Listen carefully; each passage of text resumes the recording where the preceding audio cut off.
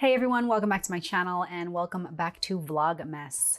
I am doing another Q&A video today and I will be answering some of the questions that came in through my YouTube community tab. The other video I did, I was responding to questions that came in through my Instagram stories. So make sure you follow me on Instagram. Also, I'm a lot faster to post on there if there's like some kind of a sale or deal, or if the Chanel holiday sets come back in stock. It's at A Heated Mess, so follow me on Instagram. All right, so let's answer these questions. First up, what are your thoughts on the Fendi Peekaboo? I feel like it's an underrated bag that I don't hear many people talk about. I really like the Fendi Peekaboo. I really like Fendi, but I just feel like a lot of bags in general, I don't know, I just feel like a lot of them are way overpriced. I think the Fendi Peekaboo is a little overpriced. I don't even know what the retail is now. I was at the Fendi boutique recently here in Atlanta when I picked up some of the Fendi Skims collection. It's called, Peekaboo because the way the opening, it's like a hinge opening. It opens up and then the lining is just so pretty. So I think the one that was in store was like a solid black. And then the interior lining was the very signature brown, black Fendi Zucca print. It's very nice. It's very pretty. I really like it. I would consider getting it, but not at the full retail price. I think if I were to get it, I would probably get it secondhand. So, we'll see. I think it's really cute. I think it's a lot cuter in the smaller size, but then the smaller you go down, the narrower the opening is. So, it's up to you. I would say definitely, if you can, try it first before you pick it up. I think you appreciate it more in person too. So yeah, so those are my thoughts. I really like it. I think it's a little overpriced. It also doesn't hold its resale value in general. So if that's something you consider, then you should take that under consideration. It fetches a lower resale price. So pick it up secondhand. I did another video recommending my favorite resellers. So check that out if you're interested. How do you organize your luxury items? Do you ever feel the need to declutter? Asking as a mom myself after seeing the chaos at home. LOL. Yeah, I feel the need to declutter all the time. And actually, my husband understands now this kind of work that I'm in, with YouTube, purchase a lot of things myself. I receive things in PR and it just accumulates and accumulates. And I do the best I can to organize it and get out of the way. So to organize my luxury items, I try to, as soon as it comes in, I try to assess it, take pictures, do what I need to do, categorize it. If it's something that I need to film, something I need to take pictures of, I try to do that. And then once I'm kind of done with it, unless I'm using it every day, that determines where I store it. If it's like a holiday seasonal item, obviously, I store it in one of our closets downstairs. If it's an item I use every day, then it's up here on my shelves or back there. I declutter a lot. I actually plan to do a video soon showing the balikbayan process. There are these boxes that Filipinos send back to their people in the Philippines, and my parents are in the Philippines right now. So I want to send them just a ton of stuff, bags I don't use, clothes for them and also for family and friends, in their neighborhood. So I'll do a video on that. But yeah, I declutter a lot. We moved here to Georgia last year, and so we have a lot more room, but I don't want that to become a place where I just store things I will never use. I declutter a lot of clothes. We're officially on our last kid. We're not having any more kids. As the baby grows out of his clothes, I pretty much will be donating, the baby clothes. My middle kid and then the baby, they get pretty much the hand-me-downs of my older son. Where we used to live, there was a huge church where they had, I don't know if they called it like a boutique, a clothing boutique, but it was meant for donating clothes.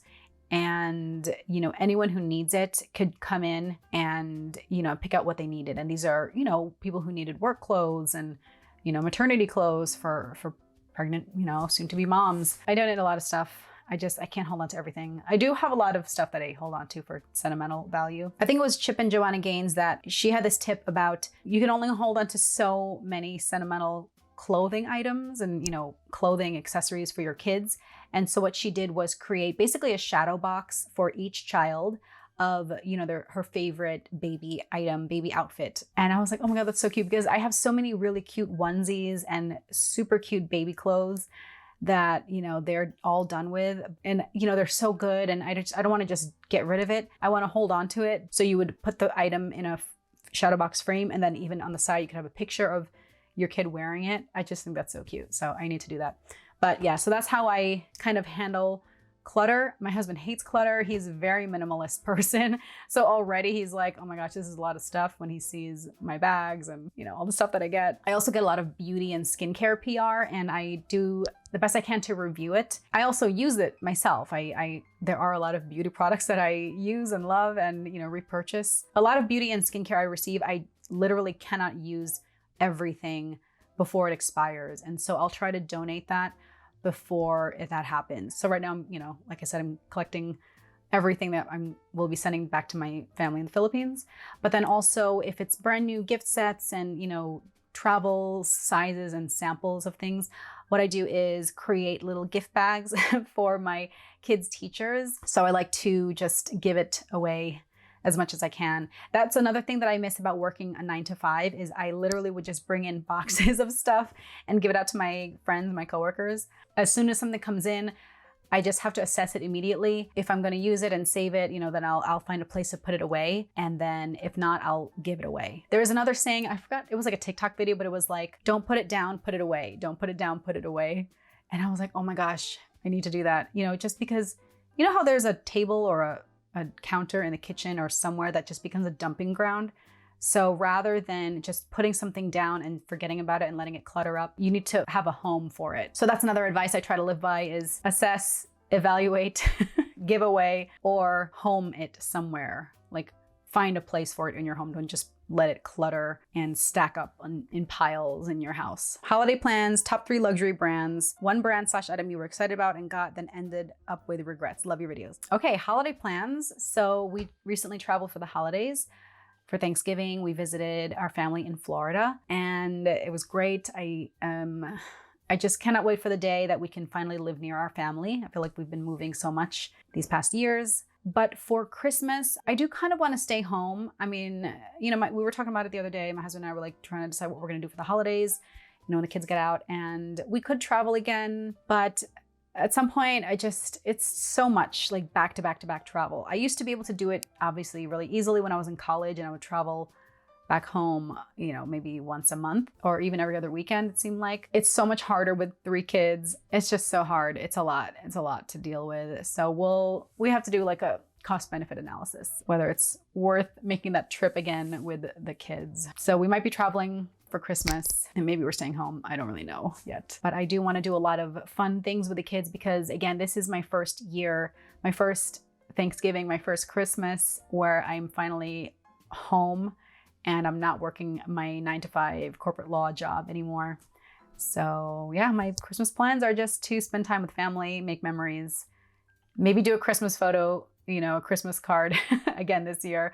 I've been slacking recently. Top 3 luxury brands: LV, Chanel, Dior, just off the top of my head. Those are my go-to, I think. A brand or item you were excited about and got, then ended up with regrets. I did a video on this way back when I first started my channel. I got a Vuitton tote bag because I love Vuitton shoes. I worked in Cord, I worked in an office for years. I have tons of Vuitton heels, but I did not own a bag, like any of their bags. And I got a tote bag and it was so eye-catching and pretty and it was on a trip. And so I was like, this will be a nice souvenir. And I just thought about it and I ended up returning it.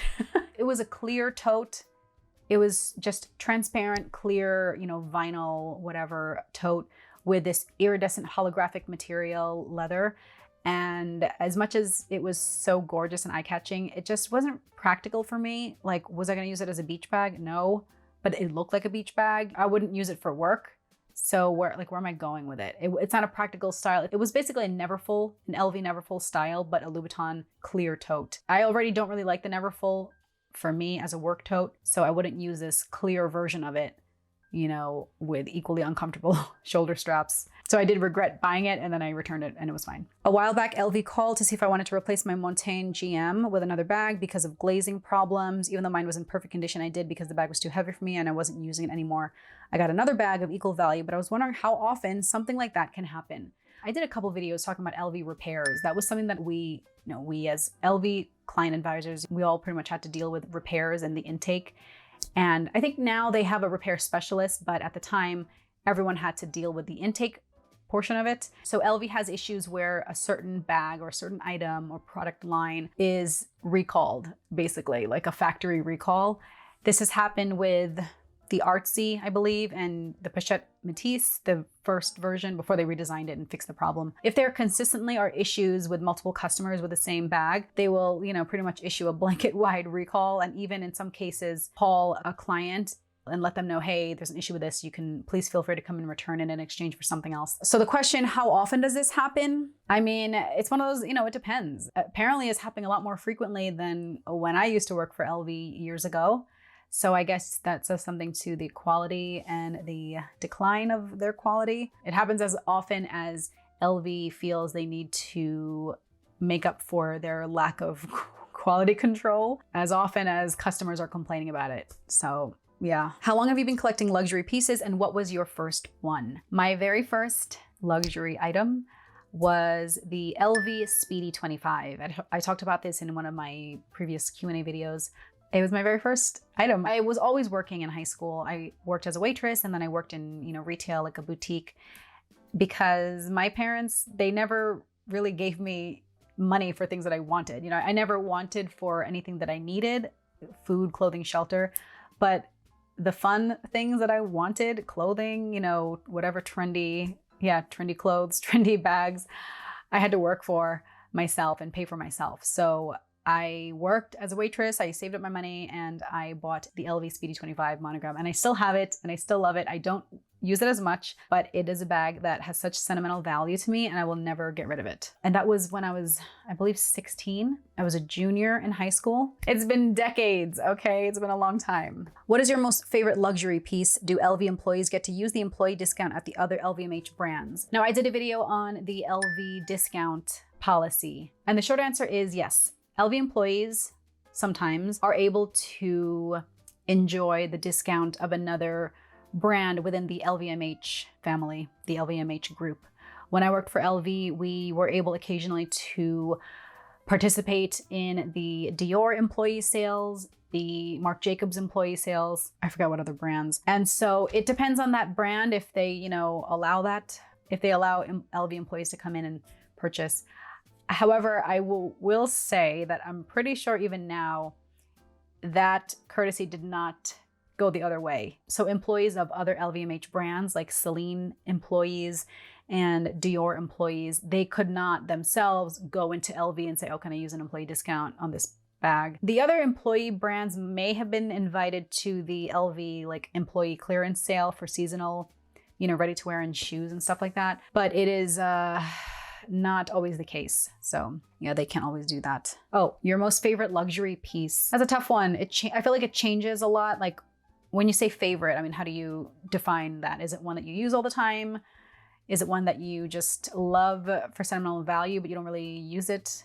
So I think I answered this in one of my other Q&A videos, but it is the LV train case, like the original Nice full-size train case that I've used on so many trips, and it just has so much sentimental value and memories attached to it, but I don't use it often. And so when I don't use it, it is more of a decor item on my shelf. And then other favorite items, I mean, I have my Chanel sneakers that I really love.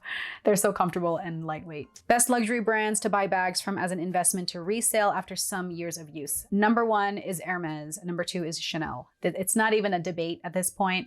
I mean, you could argue, some nuances if you are taking into consideration what's trending and when you're going to sell it. But if you're looking into long-term resale value after several years, Hermes and Chanel always hands down have the highest resale value. It's just a fact. You just look at the math. I think Purse Forum and like Purse Bop and I don't know what other luxury bag vlog websites, they literally break down the numbers, and you can see that the value of Hermes and Chanel are always going up and up and up. And that you can always pretty much recoup your money and then some because of inflation and the increasing prices, always, pretty much. And then LV is kind of in third, but that is very specific to the style. Wishlist for 2022. What are you most excited about for the new year? I will do an entire video of my wish list because part of that I need to assess my wish list for the current year, what I've purchased, what I've kind of crossed off the list because I purchased or because I don't want it anymore. So I have to see what's in store. So stay tuned for my wish list for 2022 and then my wish list check-in for 2021 now that we are here in December. Which luxury beauty brand is your favorite? This is kind of a tough one because I feel like I equally really like Dior and Chanel, but I guess these days I'm mostly using Chanel. I love the Chanel Le Beige Water Tint Foundation just because these days I like a really natural finish. And then my everyday highlighter, and you can see, look, it's already empty. I need to fill this. I need to get a new one. The Chanel Rosy Light Drops are my everyday cream highlighter. So these two, this is pretty much what I use every day. In my videos when my skin is dewy looking and, you know, hydrated, I mean, I try to stay hydrated and I try to, you know, have really good skincare, but the makeup that I use is like 95%, it's gonna be the Chanel Le Beige with the Chanel Rosy Light Drops cream highlighter. I would say pretty much Chanel is my favorite luxury beauty brand. And with that, I will wrap up this session of answering your questions. Those are the questions that came in on my YouTube community tab, but please feel free to ask me some more, whether it's on any of my YouTube videos or my Instagram stories, or you can DM me if you want. Yeah, so I hope you are enjoying this Vlogmas. I really love interacting with you guys, but yeah, if you have any other questions, let me know. Thanks so much for watching and I will catch you in my next video. Bye.